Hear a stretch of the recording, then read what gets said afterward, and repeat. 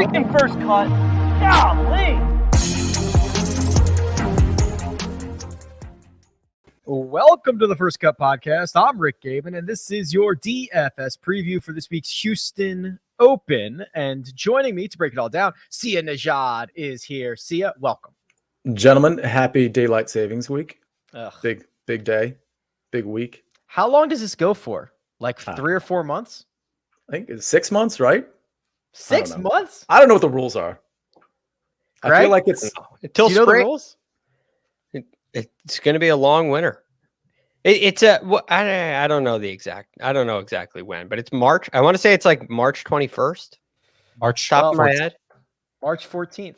March 14th. There you go. Which is like 4 months from now. Yeah. So winter is coming. Winter is here. That's pretty Greg sure DuCharme. I'm going to jump in right here. I'm pretty sure technically this is like normal time, and the summer is the daylight savings time. I think. yes. I could be completely wrong, but I feel Jacob, like it's funny you say that because go ahead. So in my car, I cannot figure out how to change the time, the clock. How hard can it possibly be? It's probably hold the clock button and then wait for it to blink and then change. There is in this car, there's one button that changes everything. And there's a lot of things. It's one of I don't know how it works. I don't know how to change the clock. So this is normal time. So all summer long, I am an hour off. And now it's actually only a couple of minutes off. I think it's like 6 or 7 minutes off these days because it changes very gradually. And I never have it right. So I just That's a real thing. Yeah. That's a real thing. Soon it's going to be like 31 minutes off if I have the car long enough. But yeah, so this is real time for me. The weird thing is just that it's dark. I'm coming home. It's like 4. It's dark. It's dark out. So, but anyway, fortunately, there are warmer climates than where I am, and there's still PGA Tour golf to be played.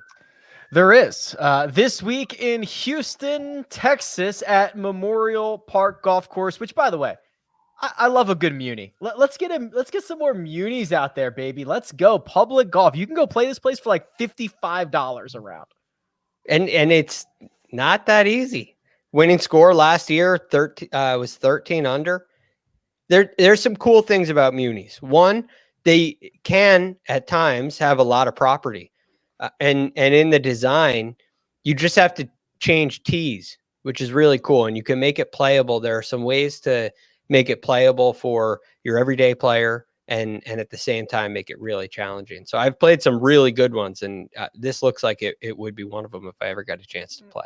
Yeah, this one's gotten quite a makeover. I'll share my screen here. This is my website, RickRunGood.com. This is the course key stats tool. And see I don't want to say it's an issue, but when diving into the metrics, the numbers, the regression, we really only have 1 year worth of data last year, and it was 13 under par. Carlos Ortiz getting the job done. This course went through a huge renovation recently here, and they're back at it for the first time in like 65 years since they played this golf course starting last year. So we have a very, very small sample size. It's a par 70. It could play up to 7,400 yards, which is kind of your big boy golf course. This is going to be more difficult than what we've seen in Mayakoba and Bermuda in recent weeks.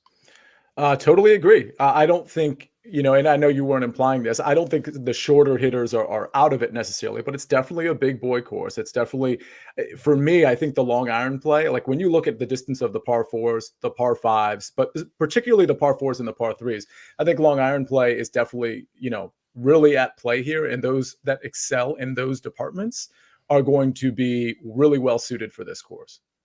The narrative and storyline that we will hear all week long, Greg, is that when Tom Doak redesigned this, he consulted with Brooks Koepka, which is rare. It's not often you get, a current active golfer, whether being part of the redesign or consulting. I think we talked about this last year to be like, does this even matter? You still have to go out and play the golf course, but that is something you are going to hear countless times this week as everyone, moves their chips to Brooks Koepka. Right. And I definitely, you got to go back and picture how a golf course is designed. The one advantage Koepka will have, which, you can figure out as a player, especially if you have a great caddy. It's not hard to figure this out, but you'll know the concepts that Doak invited.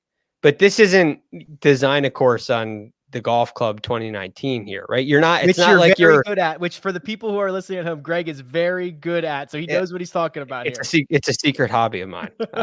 But when you design something like that, it's a video game. You can immediately test how it's going to play. But when you're building a real golf course, it's dirt. There's not even grass on it. So to see the pitches on the greens, first of all, they change over time. It's a living, breathing thing. But you're not getting a real sense when you're designing it of how exactly it's going to play to the details that are required when you're playing in a tournament. So I look at that and I say zero advantage to Brooks Koepka. Maybe a 1% advantage tops. There's very little extra that he's going to have over somebody else. 1% boost to Brooks Koepka. Okay, I'm okay with that. Let's turn our attention to the cheat sheet here, Sia, and we've got, oh boy, 7 golfers over $10,000, led by Sam Burns, 11,100. Scotty Scheffler, 10,900. Sung Jae Im is 10,700.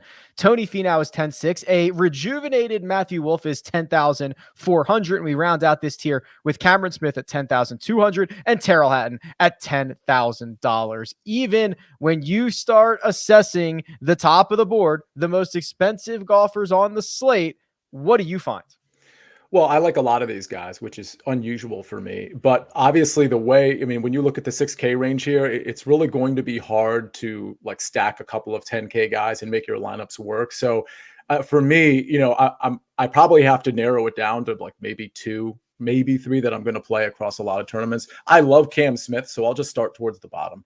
I mean, whether you're talking about long par 4s, difficult scoring conditions, putting on Bermuda, fast Bermuda, Cam Smith is just the guy, in my opinion. So I like him quite a bit. And then at the top, of course, Sam Burns and Sung Jae Im, they read out really well for obvious reasons that I'm sure we're going to get into. But yeah, Cam Smith is definitely my favorite in this range. Cam Smith likely, maybe I'm wrong on this. We'll find out in the next day or so. I think kind of flies under the radar a little bit just because he hasn't played all that much. He's played once since the Tour Championship. It was the CJ Cup. He finished T9. He's played great when he has played, but there's a lot of recency bias in our world, and I wonder how many people are going to remember that Cam Smith has been very good. So, Greg, when you start to pick apart and split hairs for the top of the board, what do you end up with? Sam Burns is a very clear choice. But on Cam Smith, because I do think this is important, and he was one of the 3 guys I circled. The short game this week seems to be really important. And I was going through some of the play last year and how guys fared. And even though you have names like Hideki Matsuyama and Carlos Ortiz, who won, Hideki Matsuyama, Dustin Johnson, who came in second. Amongst these players, they had really good short game weeks, and their around the green game was tested a little bit more, and they really showed out. So if you look at the guys who did really well in this event last year, there are some big hitters and some ball strikers. Remember, they were getting ready for Masters. Mm-hmm. So it was a different scenario last year, but their short games were very important. Their putting was very important. And that speaks directly to Cam Smith. So I love everything that I see out of Cam Smith in this range. And I think at the same time, there's one more filter I got to click here, but the short game that he's displayed, not just in the recent time, but throughout basically all year last year, you see a lot more green than you do anything else. And the putting goes in the same direction. And he still has he's got plenty of distance. He is plenty long. So I don't worry about that by any means. And I think he's a great play and under the radar, but Sam Burns is still the guy in this range. And I'm going to try to find a way to highlight him in many of my lineups. First of all, it's great to see that he's the top ranked player, which I think is well-deserved, but probably unexpected to a lot of guys. So I wonder if people stay away because he feels like a high-end 9K guy to a lot of people, even though he's simply been on fire. I mean, since the Open Championship, he hasn't finished outside the top 20, 21. And it seems like every week he is extremely well-rounded. So the short game and the putting is great. And the ball striking is also, you could say, elite. And for a guy that's been a really good putter through most of his career, in the week that he won, that's where you're seeing the dark red around the putting. He lost nearly 2 shots and was still able to win. And that speaks volumes to where his game is. So I look at Sam Burns, and I think he's deservingly the favorite, and I'm going to get him in a lot of my lineups. He has basically checked off every single box. He's got the recent form. He's the best player in the field over everyone's last 24 rounds. He's great on Bermuda grass. He played well here last year. I mean, there's just so much in the favor of Sam Burns. But see, I think that it kind of creates a situation where, you know, he's only $200 more than Scotty Scheffler. Scheffler had a great week last week. Matthew Wolff has been showing signs of life again. How do you assume this 10K range breaks down in terms of popularity?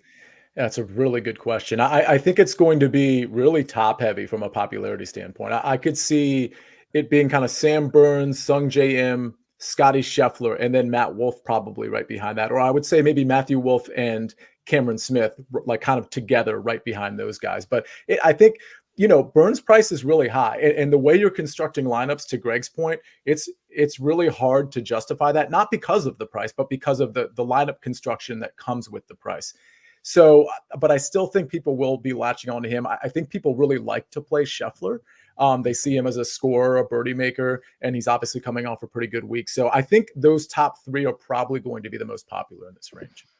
Yeah, and he is a birdie maker. There might not be a heck of a lot of birdie streaks out there this week, but Scotty Scheffler is basically, of anybody with a sample size, the #1 birdie streak guy. About little less than 0.6 of a birdie streak every time he tees it up. That's a lot. There might not be a lot of those out there this week. So, Greg, to put a capper on this 10K range, I think we're starting to find where the ownership is going here, but there seems to be a little bit of concern in Tony Finau. There seems to be a little bit of concern in Terrell Hatton. Are those things warranted?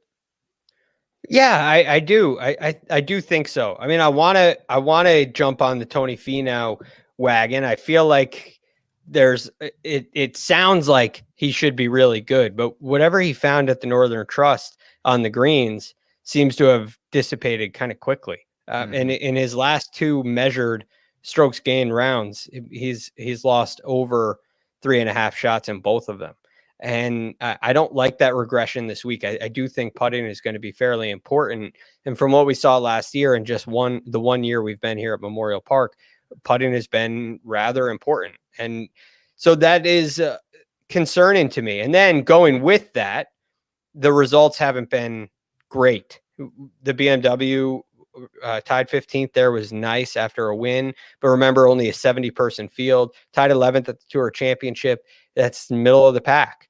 And then starting off this year, 2 T45 finishes, which aren't great. So those are concerns to me. If you want to be a contrarian player here, Finau's not a bad option because he has all the skill set, and the distance isn't going to make him flinch. So I like that.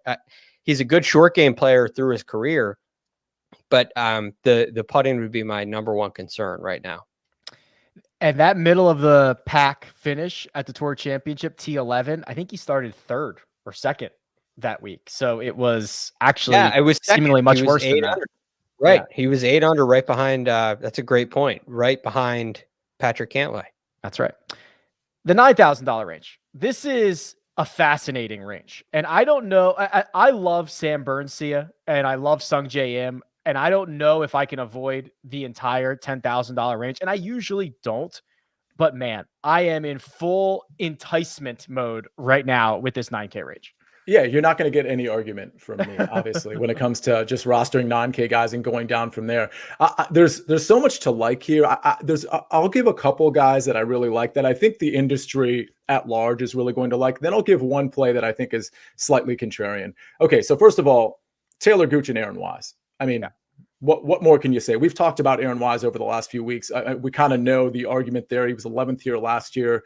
But Taylor Gooch, you know, it's funny, Rick, because I know last year, maybe middle of the year, we're talking 6-8 months ago, whether it was on your other show, or I should say 300 Yards to Unknown, or whether it was on this show, you kept talking about how, hey, Taylor Gooch is really respected among his peers. This guy's like, he's on the verge, on the cusp of breaking out. And honestly, for me, I was like, yeah, I don't see it. I'm sorry, I don't see it. And I was sort of like validating myself as each tournament went by, because I was like, oh, he's been okay. He's been middling, no big deal. But now I think we're seeing what you were talking about. And so it's really hard to just step away from Taylor Gooch and say, well, I don't want to play him, especially considering he was fourth here last year. I mean, at the Houston Open in 2020, which was not at this venue, he happened to be fourth as well, but he was fourth here at Memorial. So there's not much to dislike about Gooch. And of course, Wise, the one to watch out with Wise, his accuracy was a little shaky last week, which I thought was just a slightly troubling. Here's the contrarian play real quick though.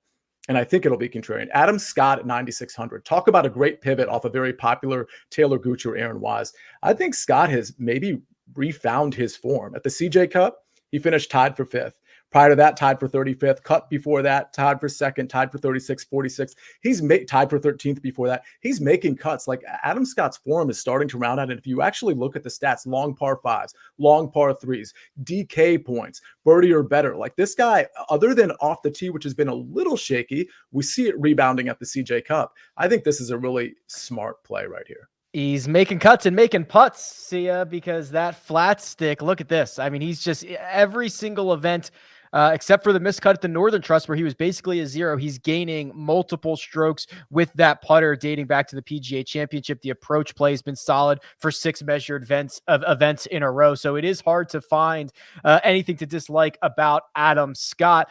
Greg, we've got Brooks Koepka in this range. He's 9,900. Joaquin Niemann makes a big run last week. We've got our defending champion in this range. It really is a grab bag of anything that you could want. Yes. And for the record, I wrote down 3 names in this range. Well, I wrote down a lot of names. Maybe it might be the whole range because they're all interesting.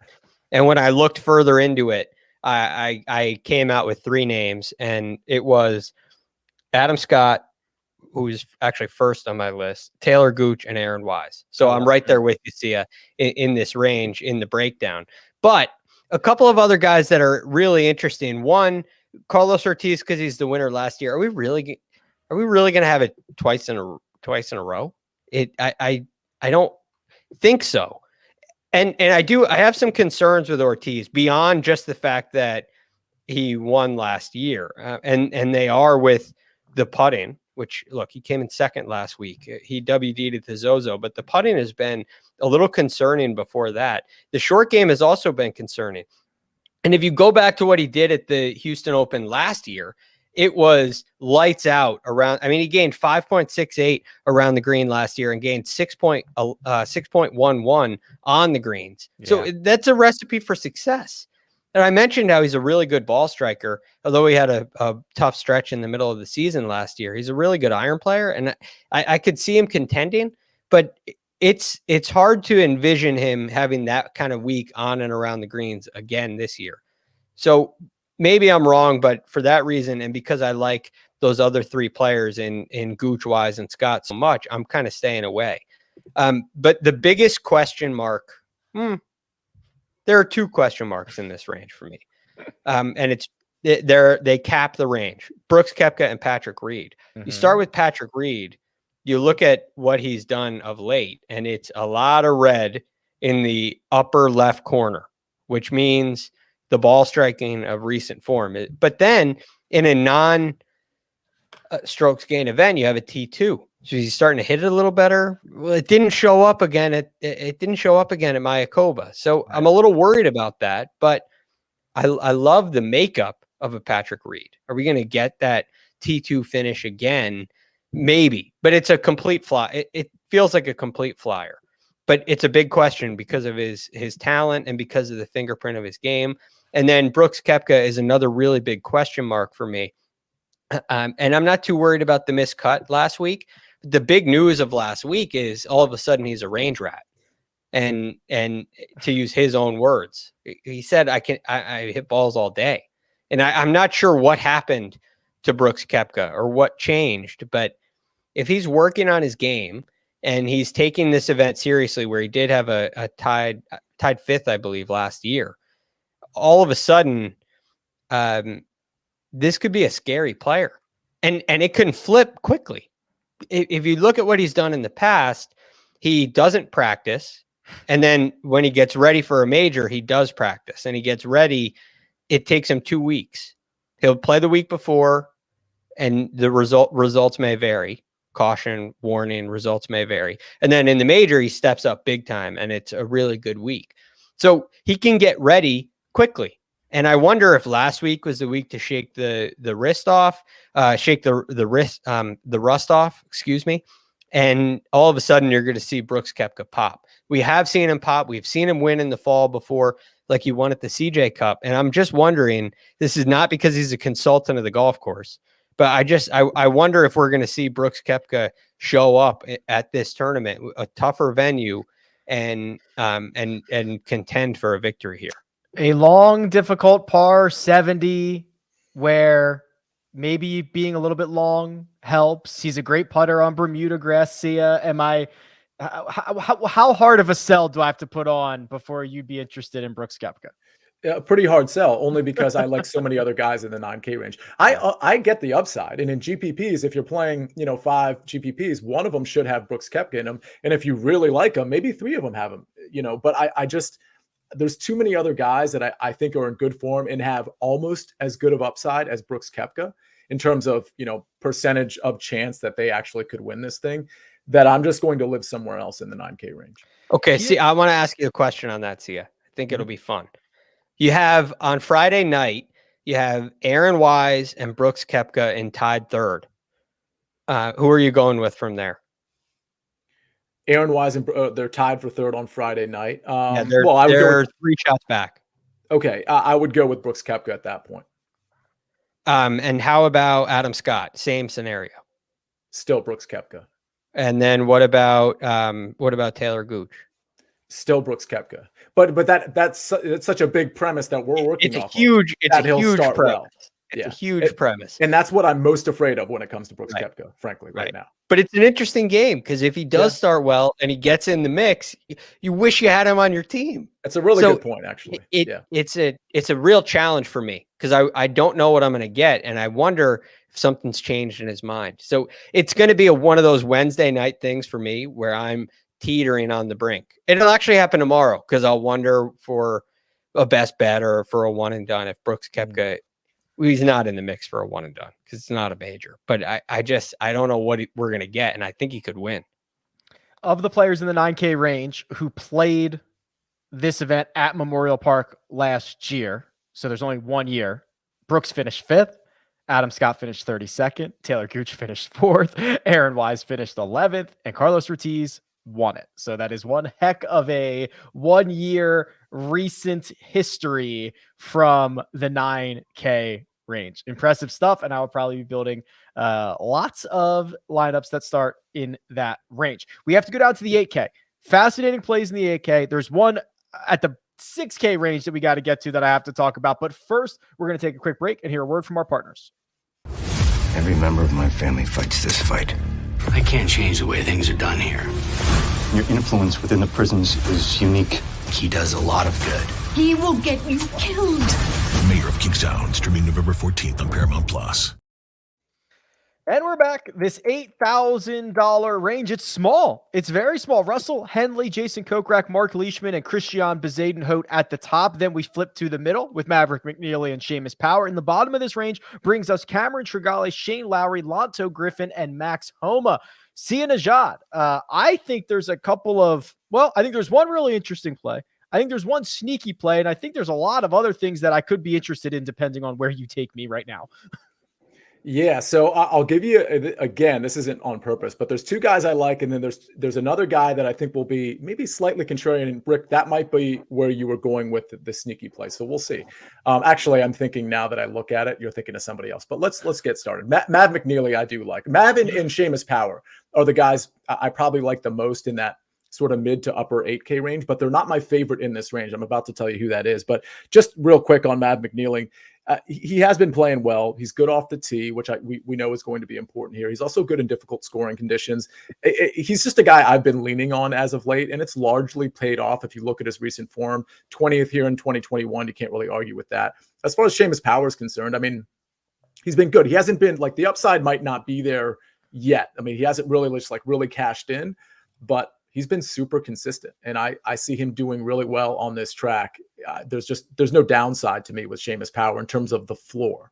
He does it again. Seamus Power does it again. Let's go back. People. Byron Nelson.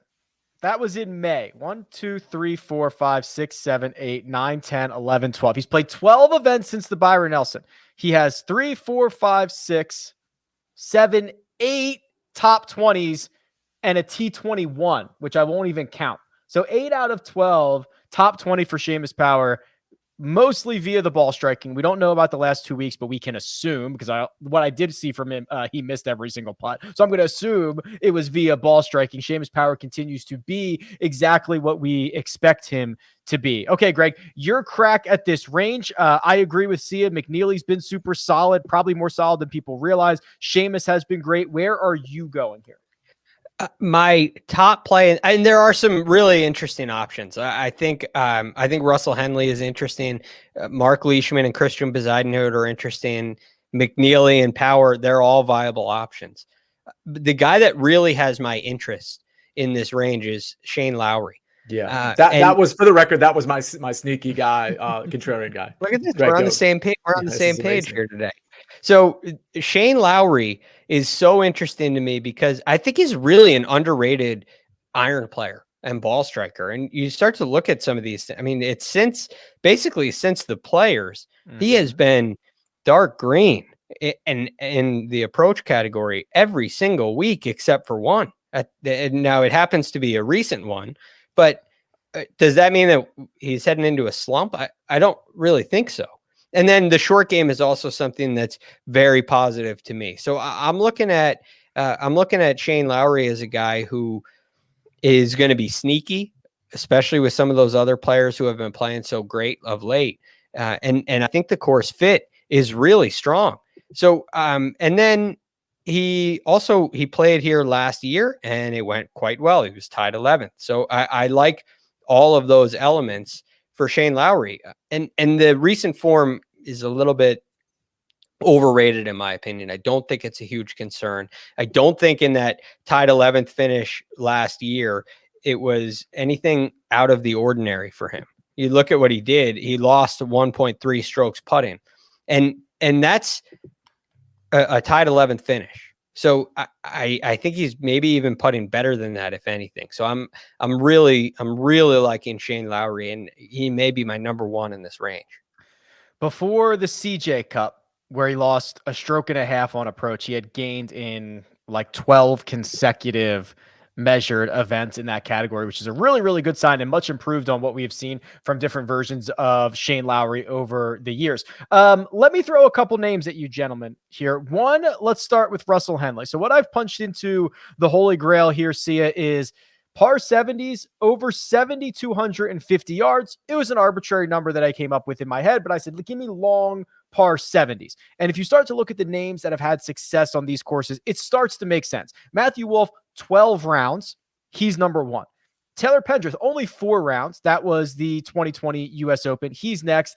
Brooks Koepka, obviously great in these situations. Henrik Stenson, Scotty Scheffler, and Russell Henley, which is not a name that I would have. You could have given me 100 guesses in this kind of filter, and I don't think I would have gotten to Russell Henley, who has played 13 such events, has never lost strokes to the field, has piled up top 10 finishes. Am I crazy for being interested in Russell Henley this week? No, and for the record, I'm surprised as well. He rates out this well. I mean, he's literally just putting the complete game together. And that's a really big sample size of rounds. I don't have a problem with Russell Henley at all. And to your point, I think he's going to go relatively ignored in this particular field, in this particular tournament, because I think people will just be more inclined to pay up to Aaron Wise or Taylor Gooch and find the 400 that they're missing, somewhere else. Or, there's not a lot of pay down options that will be super popular, but I think a lot of people will go down to like Seamus Power or go up to Gooch or Wise. So he might get overlooked. And the other thing is, you look at his recent form and you see the T21 at the Shriners and the T25 at the CJ Cup and then T56 at Mayakoba. But you look a little bit closer, and he shot 65, 69. He was right in the mix. He shot 76. He shot 76 on Saturday. And that to me is a good sign, because it's going to throw some people off, because they're going to look at the T56 and they're not going to look close. And he was in contention. He's in our Friday night debate with Brooks Koepka, right? Which is it's a step to getting there. And then he played a very solid round on Sunday, and I think that was an anomaly more than anything else. So I love the Henley play. The one issue you may take with it is that he's at 8,900, and so in lineup construction, does that mean you're going to have to miss someone from the 9K range, or start in the 9K range? You might put yourself in one of those boats, which might be a downside. It is an interesting roster construction situation. Greg, I'll throw this right back to you, because you made a comment about not necessarily caring about recent form, which gets me a little bit excited about Jason Kokrak, because he's been objectively bad. I'm sure he'll be the first to tell you that over the past couple of starts, but I feel like on paper, the way that Kokrak plays when he's going well, hits it long off the tee, gains a lot of strokes there, this newfound putter over the last year or so, this should be a pretty good spot for him at Memorial, but I'm staring at a lot of red in a lot of categories. Yes, which is a concern. It's definitely a concern. And I'm worried most about his ball striking, which it's typically something that is very good for him. And it's been a little bit subpar. It's actually a little better than when I was looking earlier. I feel like I remember a little bit more red right there in the upper left, but so it's maybe not as bad as I thought. But again, the positive recent starts you see, Tour Championship and BMW, or those limited field events on courses that I think were even better for him. So I do have my concerns. It's not that I don't care about recent form. I just feel like there are some players like Shane Lowry where it's a lot of good, one bad week, and then a non-strokes gained week, and it's easy to it looks worse than it is. I'm not sure it's the same scenario for Jason Kokrak, and I haven't seen a lot of evidence to say he's ready to pop. So I don't feel as good about him as I do about Shane Lowry.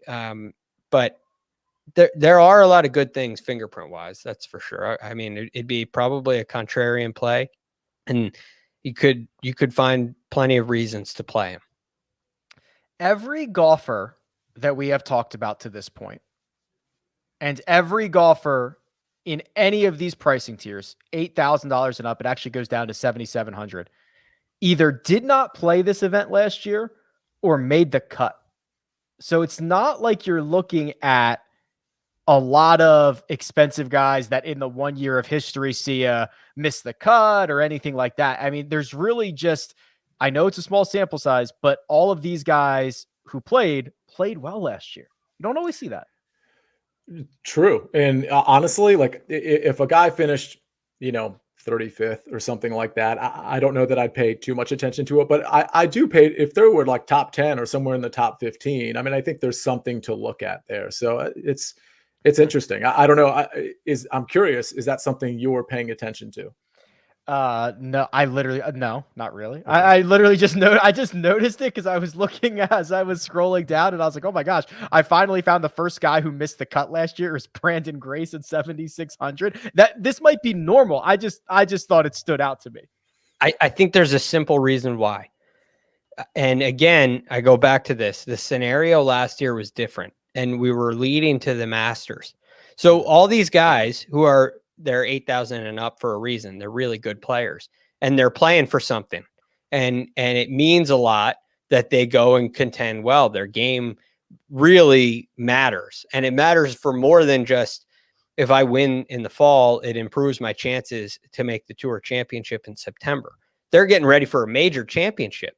And so there's an intensity level in the practice and in the preparation that is elevated a little bit. And I kind of feel like the fall swing needs a crescendo, needs a elevated event at the end of the fall swing.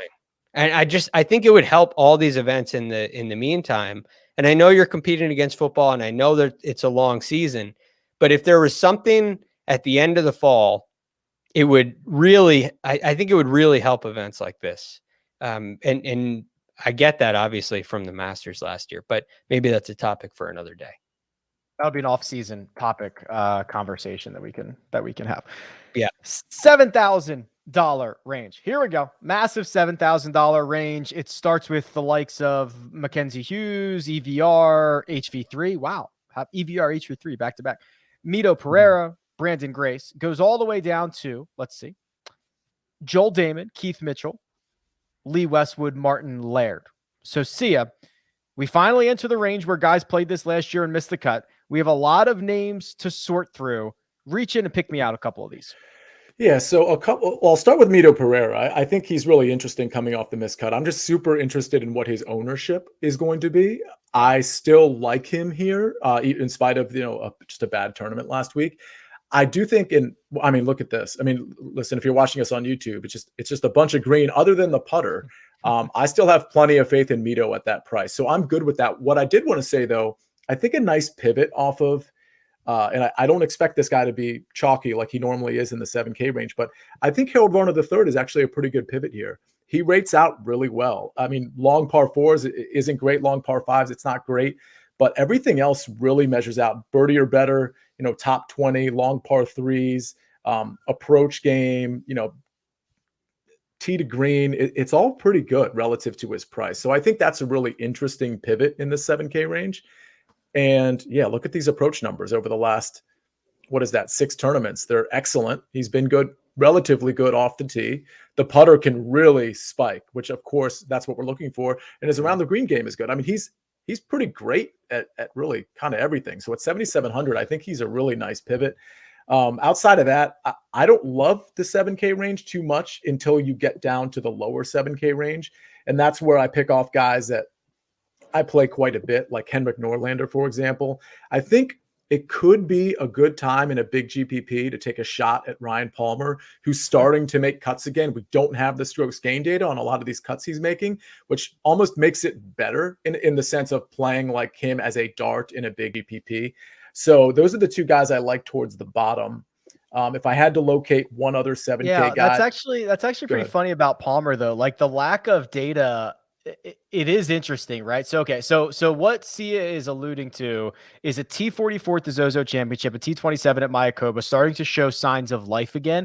But what's interesting, Sia, and I think this is your point, if he would have gained 9 strokes ball striking in these two events and lost with the putter, everyone would be interested, or at least people who are running the models. But because we don't know how he did it, people are still going to stay away from him when it might have been really, really good. Right. I mean, look, the last time he made 2 cuts in a row, I mean, you got to go back a ways. Yeah. Back to the AT&T and Byron Nelson and the, what is it? The Valspar, where he didn't finish nearly as well as he did the last 2 tournaments. Not that it's like anything groundbreaking that you finished tied for 27th and tied for 44th, but relative to where he was and relative to his price, if we had those strokes gain numbers, I mean, what would they be? We don't know. Well, maybe we'll find out this week. Interesting little dynamic there. Okay, Greg, let's see what we can find in this $7,000 range. There's a couple of guys who broke my heart last week. One is Emiliano Grillo. I'm not sure I'm ready to forgive and forget yet, but what do you see out of this pricing tier? For starters, I'm pretty sure it's clear now that Sia is stealing my notes. Because Harold Varner III is jumping off the page to me. And there's a few reasons why, not just the things like Sia mentioned how good his approach game has been and how the putter can pop. But last year he came in tied 15th and he lost nearly 2.5 strokes putting. And so he did it with his iron play, which was very good. He gained 6.5 strokes approaching the green, and around the green he gained nearly 3.8. So, but the cool part about that is that's not incredibly unique for him. He gains over 2, over 3 strokes approaching the green regularly. And he has had his, some weeks of struggle around the green, but it's really been quite good of late as well. So because of those 2 areas, I am very confident in Harold Varner III, which doesn't happen all that often for me. The other thing is he's been gaining a little more. He's starting to get a little better off the tee. There have been some weeks where he's been great off the tee. At last year in Houston, he lost off the tee a little bit too. So for all those reasons, I think Harold Varner can repeat that or improve on that performance, which is a really good sign. And then the other guys that I have written down, one of them is at the top of this range, and it's Mackenzie Hughes. And the other one is, I think you guys will like this, and I'd like to start here. It's Harry Higgs. And the reason for Harry Higgs is well, he didn't play last year, but what he has done is some pretty cool stuff around the greens.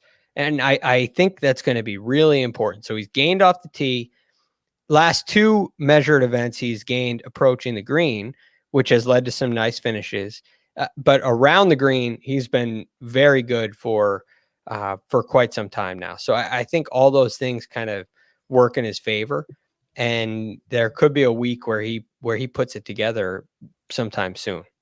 These greens are like, I wish I had the stat in front of me, but if you miss the fairway, you are unlikely to hit the green. I believe bottom 5 on the PGA Tour, something like sub 40%. So if you're not playing out of the fairway, which a lot of guys probably won't, you are going to be tapping into that around the green game, which is of course a counting stat. There's a lot of intricacies into it, but Harry Higgs has been very, very good at getting up and down, especially here recently. And you're seeing that actually kind of carry him to some of these results. Do you want to bop over to Mackenzie Hughes here for a second, Greg? Yeah. Because he is someone that we have talked about countless times as being a popper. And now we're starting to see good play from him again. He hasn't missed a cut since the U.S. Open. He was the 54-hole co-leader at the U.S. Open, finished T15. Don't worry about that, but has not missed a cut since then.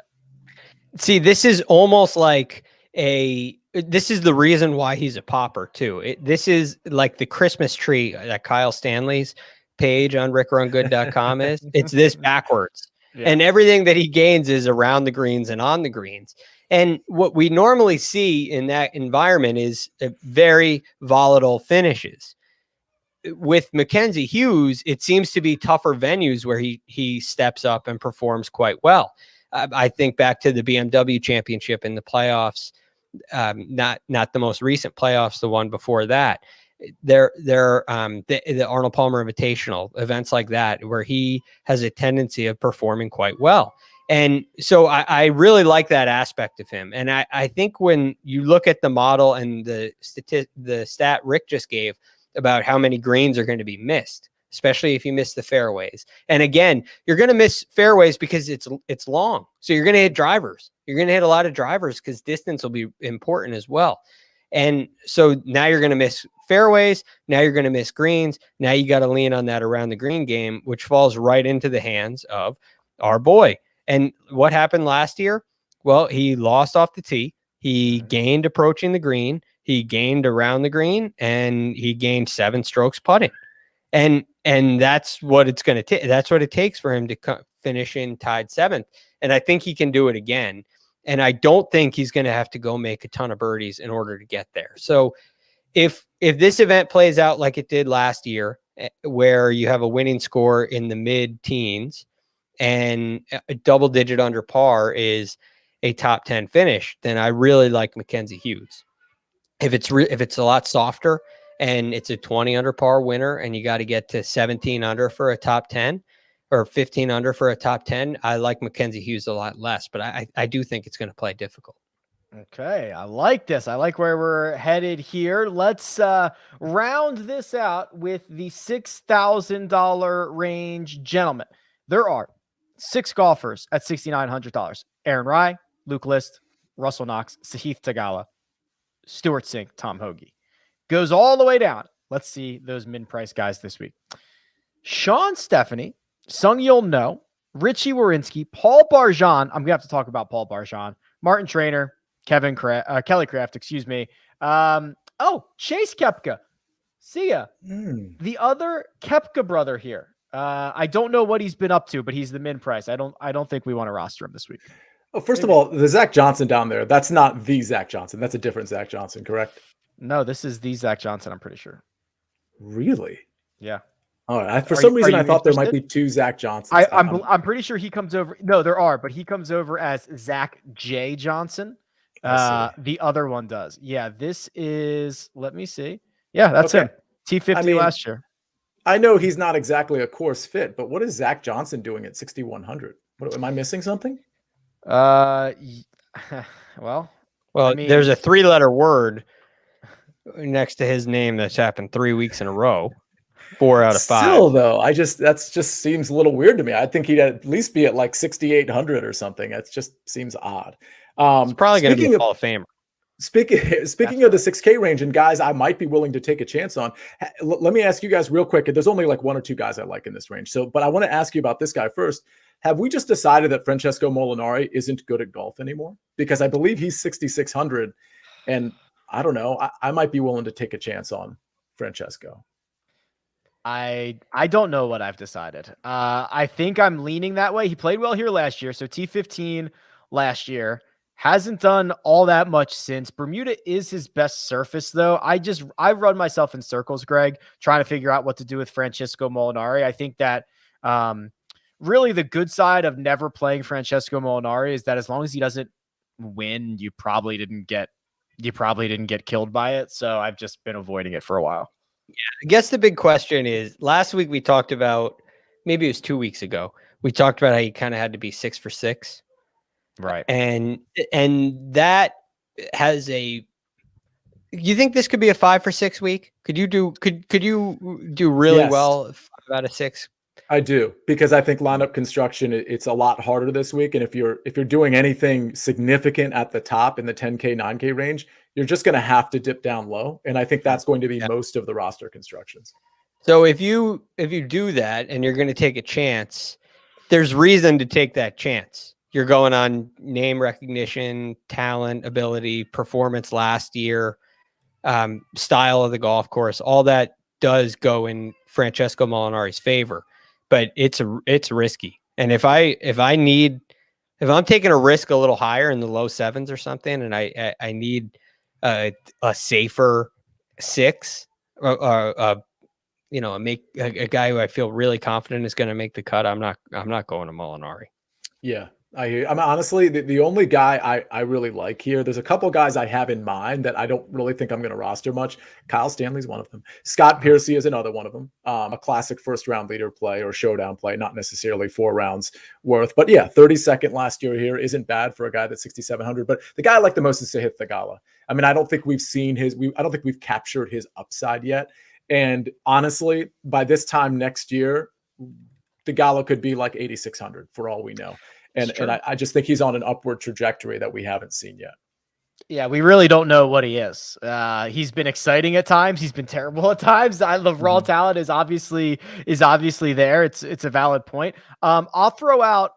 I'm lukewarm on these guys. Adam Long has continued his trend of top 30 or missed cut.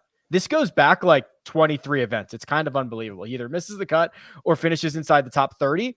Top 30 last week, finished 11th here last year. So maybe he's got one more rabbit in the hat. The other one is, and Greg, I think you might like this, Denny McCarthy. We are starting to see some signs of life. And Denny is by far the best Bermuda putter on the face of the planet. So that's another one. And then my other one is... Oh, okay. I'll save that one. Greg, who else before I spoil that one? Who else do we have in this 6K range? Adam Long was my top guy in this range. Oh, okay, cool. So I like that. I like the recent form. I like the top 20. I like the result last year. I think it could be a good fit. The other guys I had, one of them was actually Scott Piercy, who is interesting. Again, this is maybe a little safer than the Francesco Molinari play. But there's something really interesting about Scott Piercy. If you just look at his putting, there's a ton of red. But you go to the ones that are green and then look over at the result. And every time he gains putting, it's a really solid result. And for a guy at 6,700, that's not a bad hinge point. It's not a bad something to lean on. So if he putts well, it'll be a good finish. If he doesn't, it's probably going to be a miscut or a really disappointing finish. And I don't mind that at that price. Yeah, this is okay. So this is what Kyle Stanley doesn't do, right? So when Piercy finally putts, he gets you a top 20 or a top 15 or whatever. When Kyle Stanley finally putts, he finishes T41. It's just like he never cashes in on the ceiling weeks. Well, maybe he is because that's the ceiling. Well, yeah, you're right. For sure. Yeah. Kyle Stanley is probably the tightest difference between the ceiling and the floor of anybody out there. Right? I mean, that guy's got to be 3 feet tall living in his house. There's no room in between. You're talking about 61st or 41st. It's look at this stretch. 23rd, everything basically between 23rd and 41st. He just lives there. 1 week of a T8. It's just that. Here's the last. Okay, here's the last. Oh my God, I have to go back so far. Here's the last 3 times Kyle Stanley has gained strokes putting. T39, T32, cut. And I had to go back to January of 2020 to find 3 occasions in which Kyle Stanley gained strokes with the putter. It pains me because I'm such a big fan of his. I love watching him play. He should be so much better than that. He's got I don't know. Maybe we don't see him on TV. Maybe he is trying arm lock, but if I were him, I'd be arm lock, claw, bouncing around putting coaches. I'd be just throwing the kitchen sink at it because I'd try left-handed. Just flip around and go lefty. Try anything, man. Eyes closed, Sergio style. Yeah, try it. It's got to be better. All right. How about I have this soapbox issue, and I don't think it's actually worth like an actual soapbox, but Paul Barjon is the min price, and I don't know who is setting. So this is across like DraftKings Sportsbook too, because really like their salaries come from basically like their sports books here, right? Like they set the odds and then they just kind of like work their way down from there. And Barjon he's been like 500 to 1 for every tournament that he's played. And he should probably be like 150 to 1, which I know it still doesn't matter. He's still not going to win, but like it's wrong. I mean, this guy he won on the Corn Ferry last year. He's made both his cuts on PGA Tour this season. You go back to 3 starts ago was in the Corn Ferry playoffs. He finished T4. He's being priced with, and again, I don't love throwing these guys under the bus, but he's being priced with Martin Trainer, who has that 3-letter word almost exclusively next to his name. That's interesting. I mean, if you were going to take a shot at somebody like that, this would be the tournament to do it. And what I mean by that is if you really want to stack up top and just grab a 6K guy and hope to get lucky. I mean, I've never played Paul Barjon. I don't have a lot of experience of him hurting my feelings and missing out on a 6 for 6. But those numbers look pretty good. To your point, I don't know. I don't understand why he's at 6,100 or whatever. It seems like okay, right? So it seems like a bug in the system, and it doesn't matter because you should probably just be like 6,700. It's not that big of a deal, but to me, it is also still a big deal because it's happening. It's happening each week, Craig, and it's like if he makes the cut at 6,000, I'm pretty thrilled with it. And here's the other thing, lineup construction wise, when you have, like you mentioned this, Rick, all the guys 8,000 and above made the cut last year. And that tells you that the better players play better here. So that in a way, it's not like at some events like the Players Championship, you get a ton of volatility and good players play bad and bad players play good. And it relatively speaking, of course, and you don't know, there's not a real identity to it, but it seems like even in just one event here, there is an identity and the stars are going to come out to play. So if you're looking for a way to get, which you probably should be, I mean, you guys think this is more stars and scrubs as much as you can, he could be a huge help to your lineup and actually a made cut just can win. Greg, to your point, it actually might be the opposite. because just like Rick pointed out, once you get down to like 7,700, that's where you find, below 7,700 is where guys start missing the cut. I mean, again, we only have a 1 year of a track record here at this particular course, but it seems to me like a balanced build. A would be slightly contrarian because people are just going to gravitate to this, at least one of those top guys. And B will just be a different type of balanced roster construction that actually might get 6 for 6 through the cut. So I actually think, for me, now that you've sort of talked it through, if I'm building 10 lineups and I just can't help myself and I have to have some of these top guys in it, like Sam Burns or Sung J.M. or even Cam Smith, I might do 5 lineups like that. And then 5 lineups where it's like super, super balanced with like 8K guys, maybe, 1 or 2 upper 8K, maybe one guy's in the 9K range, but I don't go lower than like that 7,700, 7,600 range. Interesting. I like that. I like that thought. But maybe there's a way to do both where you're meat and potatoes on the middle there. You get a Paul Barjon in there and it allows you to have 5 out of 6 are balanced, but you have Paul Barjon and Sam Burns or something like that. I don't know. I got to play around with that a little bit, but it's an interesting idea. I might just bet Sam Burns and then avoid the 10K range in fantasy. Yeah. Which feels like kind of the way to go. Probably gonna have to burn Sam Burns in one and done this week as well. Ooh. Additionally, this trophy for the Houston Open, it's fine, but the logo. See, when they basically tap into like the old school Houston Astros logo. Oh. It's got that same like color scheme, and it's like it does it for me for sure. Those must be like Houston colors then, right? I mean, that would That's be a the good only question. explanation. Well, I don't know. Like the only city that I know that has like colors would be like Pittsburgh, where all of their teams are black and gold or black and yellow. I don't know if there's another city. What about really leans Washington, into it. D.C.? Everybody red, white, and blue there? So not really. The Washington football team's maroon and gold. Yeah. I forgot about that. There. I forgot. What else do they? Oh, the Wizards. The Wizards are red, white, and blue, right? The Capitals. That Capitals makes sense. are red, white, the and Nationals. blue. The Nationals are red, white, and blue. You would think they would all be red, white, and blue, but to be fair, the Washington football team does play in Maryland, so they don't even count. But DC DC's to play Maryland. DC's used Maryland. to play in DC. That's pretty much true. I got to make a definitive list of logos and trophies. It's been on my list, but it's all up here, gentlemen. Don't worry about it. Coming soon, maybe in the off season. I think that'll do it. Let me give a big thanks to producer Jacob. Does all the hard work behind the scenes. That right there, Sia Nejad. You can find him on Twitter at Sia Nejad. That's Greg DuCharme. You can find him on Twitter at the real GFD. Don't be confused. He's the real one. And you can find me at RickRunGood. This has been The First Cut, and we'll catch you next time.